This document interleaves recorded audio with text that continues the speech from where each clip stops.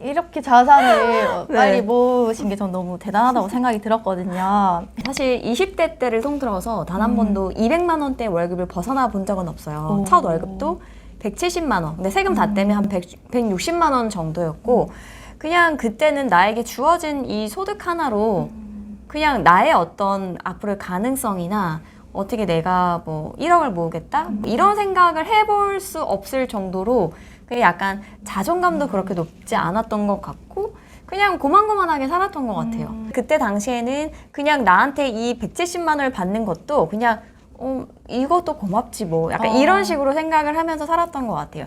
그러다가 그냥 무난하게 살고 있었는데 한 20대 후반 29, 30 정도에 제가 이제 경제에 계속 무지한 상태로 살다 보니까 네. 제가 살고 있는 이 전셋집이 경매로 넘어가는 일이 발생을 해요. 그래서 1억 원 상당의 그 돈을 날리는 그런 1억? 일이 벌어집니다. 1억을 그냥 다 날리신 거예요? 네, 거의 그 1억 중에 한 9천만 원 정도가 부모님께서 한 10년 정도 제가 이제 타지 생활을 했으니까 계속 조금씩 보증금을 보태주신 돈이었는데 저는 이제 한 30살이 될 때까지 한 1,000만 원밖에 못 모았고 진짜 저보다 더 심했어요. 저보다 진짜 더 심했어요. 경제에 완전 무지했었어요. 근데 그런 일을 겪고 그때 무리해서 또 제가 점프업을 하고 싶어가지고 제가 불효를 저질렀잖아요. 그러니까 이제는 만회를 하고 싶은 거예요. 그래서 조금 더 몸값을 올릴 수 있는 그런 직장으로 좀 무리하게 이렇게 옮겼는데 그 회사가 또 7개월 만에 망한 거예요.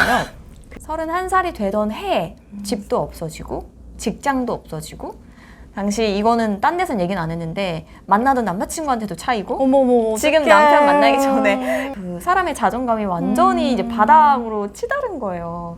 그래가지고 내가 그때 곰곰이 생각했죠. 한 2달을 매일 밤 울면서 보냈는데 처음에는 막 이제 세상 탓을 했어요. 아 진짜 나는 왜 이럴까? 왜 이렇게 되는 일이 없을까? 왜 이렇게 사기도 당하고 회사도 망하고 이럴까 했는데 곰곰 생각해 봤더니 결국에는 나를 책임질 수 있는 사람은 나밖에 없고 맞아요. 내가 자본주의 사회에서 살고 있는데 돈이라는 것에 관심을 갖지 않고 무지했고 그랬으니 어쩔 수 없는 결과라는 생각이 드는 거예요. 결국 냉정하게. 내가 20대 때를 진짜 무슨 방탕하게 살고 이런 건 아니지만 진짜 그냥 무난하게 그냥 살아왔는데 어쨌든 결과로 말을 해주는 거잖아요. 그래서 그때부터는 아 내가 돈이라는 거에 더 이상 울고 싶지 않다.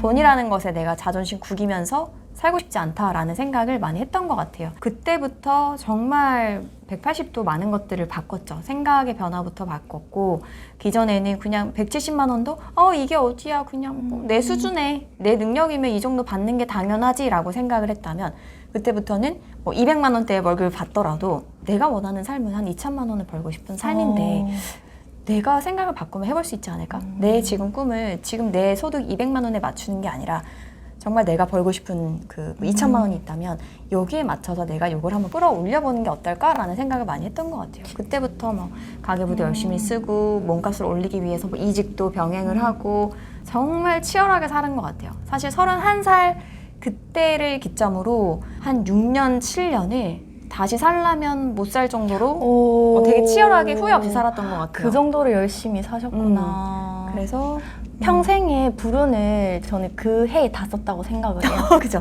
아니 네. 근데 어떤 생각을 했냐면 그때 처음에 이제 돈 이제 1억 원을 이제 날렸을 때 왜 나한테 이런 일이 생길까 처음에 그렇게 생각을 했지만 나중에는 이게 지금 터져서 참 다행이다.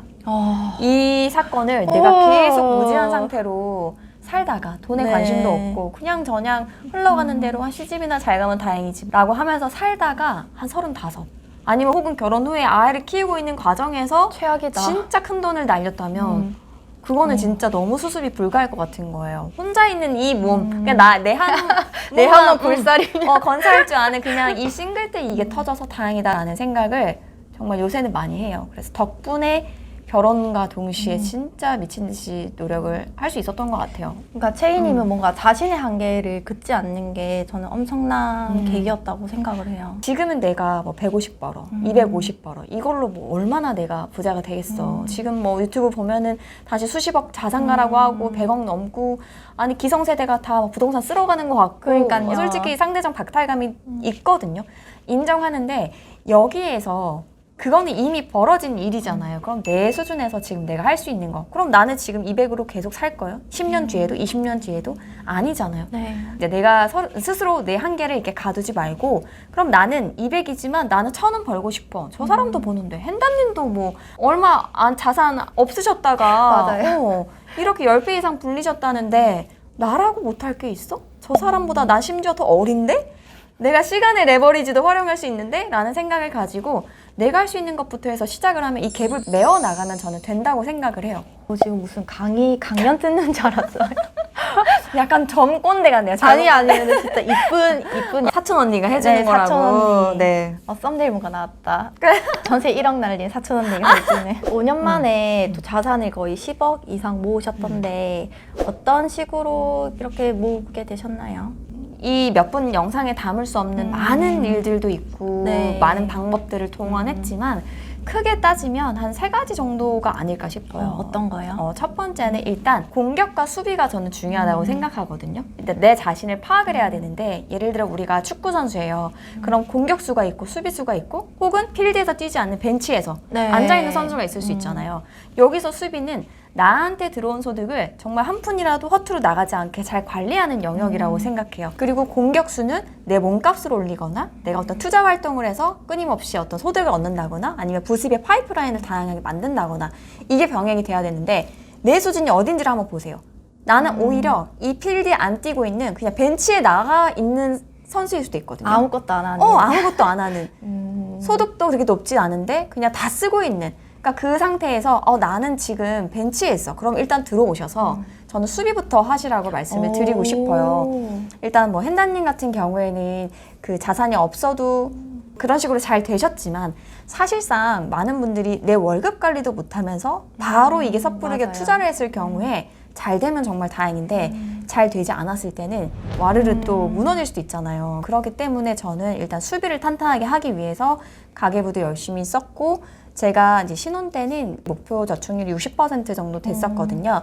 조금 내가 손을 진짜 뻗으면 다알랑말랑 하는 그런 정도의 목표를 잡고 거기에 맞춰서 선저축하고, 그 나머지 항목들 있잖아요. 뭐 주거비, 통신비, 뭐 식비 이런 거 있잖아요. 그런 것들을 이제 배분해가지고 우선순위에 따라서 배분을 하는 거죠. 정해진 생활비 안에서만 쓰려고 노력을 했어요. 근데 점점 제가 목표가 있으니까 소득을 계속 올리고 싶을 거 아니에요. 근데 소득은 저 실제로 많이 늘어났어요. 네. 그런데도 이 생활비 수준을 계속 일정하게 조금 유지를 하는, 그러면 계속 잉여 자금이 쌓이거든요. 가계부를 되게 전문적으로 쓰시더라고요. 사실 전문적이 아니라 그냥 갖고 있는 엑셀 가계부에 쓰는 거고, 제 공부할 겸 그리고 좀 공유를 드려서 사람들에게 힌트를 주고 싶어서 같이 올리는 것 뿐이지, 그런 식으로 어쨌든 관리를 하고 있고, 그 다음에 공격 같은 경우에도 결국에는 계속 우리가 돈만 아끼면서 살 수는 없어요. 네. 근데 기본적인 돈 관리만 어느 정도 되고 있으면 이제부터는 이 에너지를, 이제는 옛날에는 막 가계부 쓰고 뭐 월급 통장 관리하고 하려면 뭐 많이 걸렸어. 근데 이게 에너지가 10이었다면 이제는 점점 익숙해지고 어느 정도 세팅이 되는 순간이 오거든요. 그럼 그거를 이제 공격으로 옮겨가는 거죠. 그럼 내 몸값을 이제 올리는 거에 좀 더 힘을 쏟고 시간을 쏟고 투자 활동을 하는 거, 경제 공부를 하는 거, 여기다가 또 힘을 쏟는 거죠. 그런 식으로 좀 배분을 하고, 자 그러면 생활비가 어느 정도 세팅이 됐어요. 나는 어떻게 써도 한 300만 원 정도면 우리 집 가정에 3인 가구, 4인 가구가 딱 세팅이 돼. 그러면 그 이후에는 추가적인 소득은 다 저축과 투자로 다 돌리는 거예요. 계속 선순환이 되는 거죠. 그럼 기존에 모아놨던 5천만 원, 1억 뭐 이런 게 가만히 있지 않잖아요. 계속 어딘가에 투자해서 굴러가기 때문에 그게 배당금이 됐든 아니면 내가 어떤 부동산에 투자를 했는데 이게 임대 물건이어가지고 그냥 이게 월세 수익을 얻든 계속해서 어쨌든 이게 또 돈을 불러오는 그런 시스템으로 네. 돌아가게끔 이런 식으로 했던 것 같아요. 기본적인 돈 관리, 그리고 경제 공부, 그리고 내 어떤 소득, 몸값을 올리고 투자 활동을 조금 하는 거, 그리고 이미 모아진 자산은 계속해서 또 선순환으로 돈을 굴리는 이런 식으로 갔던 것 같습니다. 와, 이거는 그냥 학교에서 경제 공부로 틀어줘야 될 것 같은 강의인데요. 재테크는 어떤 걸 하셨어요, 채희님은? 처음에는 이제 다들 그러시겠지만 예적금으로 시드를 모으는 네. 것부터 이제 시작을 했고요.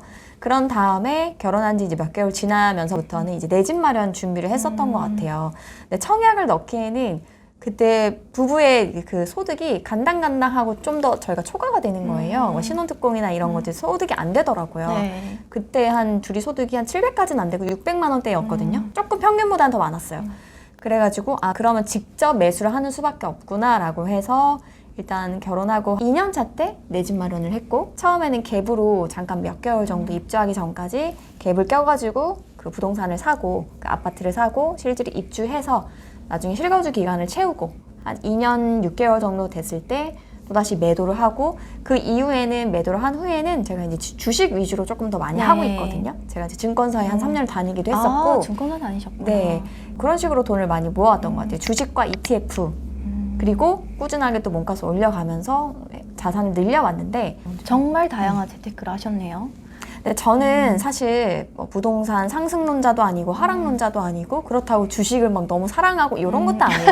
그냥 그 시기에 맞게 내 시기에 맞게 그냥 돈의 위치를 바꾼 것 뿐입니다. 나중에 또 괜찮은 물건이 나온다 부동산에 혹은 관심 지역이 다들 있잖아요. 근데 지금은 제가 자주 갈아타기에는 조금 부담스러운 시기라고 생각해서 그렇게 하지 못했던 거고 좀 지금 또 차곡차곡 모아가고 있으니까 기회가 왔을 때는 계속 임장도 하고 있어요. 한 2달 전에도 남편이랑 같이 가서 이제 아이를 키우기 때문에 사실 시간적인 여유가 많진 않아요. 그런데 한 번씩 이제 반차 같은 거 써가지고 정말 우리가 꼭 들어가고 싶다 했던 아파트나 지역 있잖아요. 그런 데는 가봐요. 그러면 뭐 동기부여도 받고 가서 실제로 부동산에 가서 사는 것처럼 얘기하면서 비슷하다. 사긴 할 거예요. 근데 지금 못 살 뿐. 사긴 할 건데 지금이 아닐 뿐. 그래서 계속 이제 시장 조사처럼 하는 거죠. 주식이나 ETF를 투자하고 있음에도 부동산 시장에 관심을 놓지 않는 것이 중요한 것 같아요. 소득을 합치면은 한 4억 정도 나왔다고 하셨는데 네. 직업이 거의 10개 이상이시죠? 돈 벌기 너무나 좋은 시대라고 생각합니다.